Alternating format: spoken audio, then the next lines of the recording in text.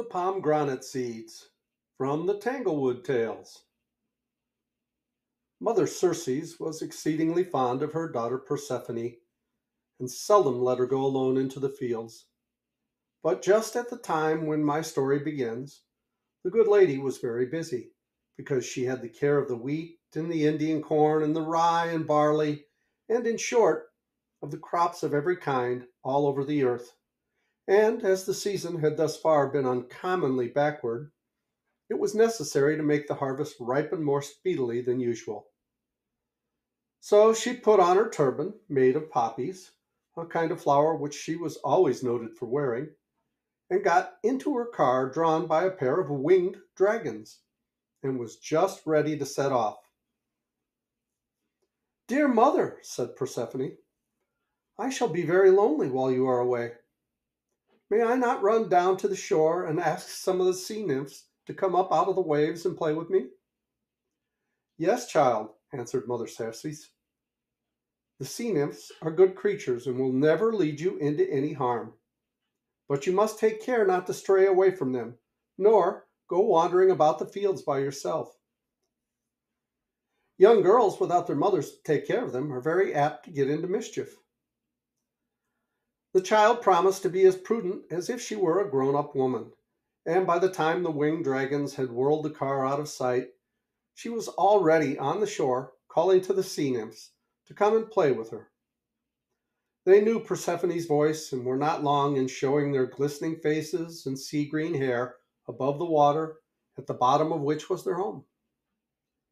They brought along with them a great many beautiful shells, and sitting down on the moist sand where the surf wave broke over them, they busied themselves in making a necklace which they hung around Persephone's neck.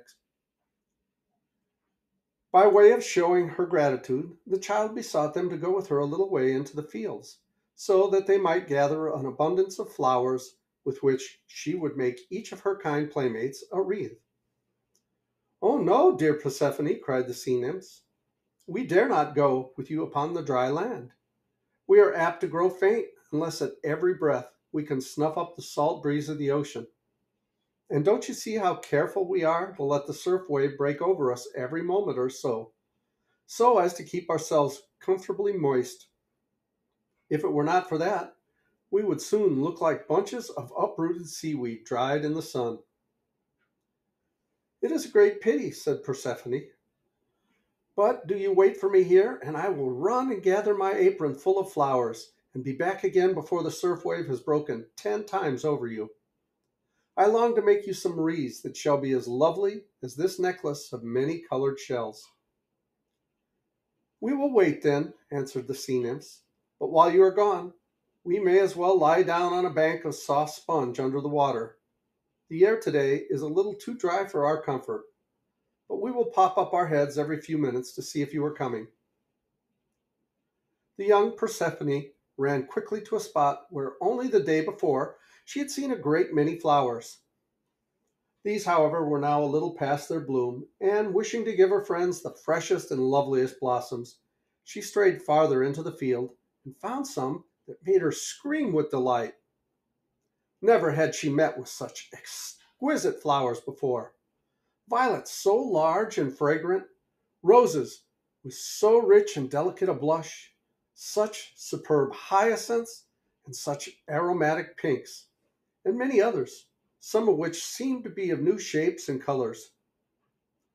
2 or 3 times, moreover, she could not help thinking that a tuft of most splendid flowers had suddenly sprouted out of the earth before her very eyes, as if on purpose to tempt her a few steps farther. Persephone's apron was soon filled and brimming over with delightful blossoms. She was on the point of turning back in order to rejoin the sea nymphs and sit with them on the moist sands, all twining wreaths together. But a little further on, what should she behold? It was a large shrub, completely covered with the most magnificent flowers in the world. "The darlings!" cried Persephone. And then she thought to herself, "I was looking at that spot only moments ago. How strange it is that I did not see the flowers."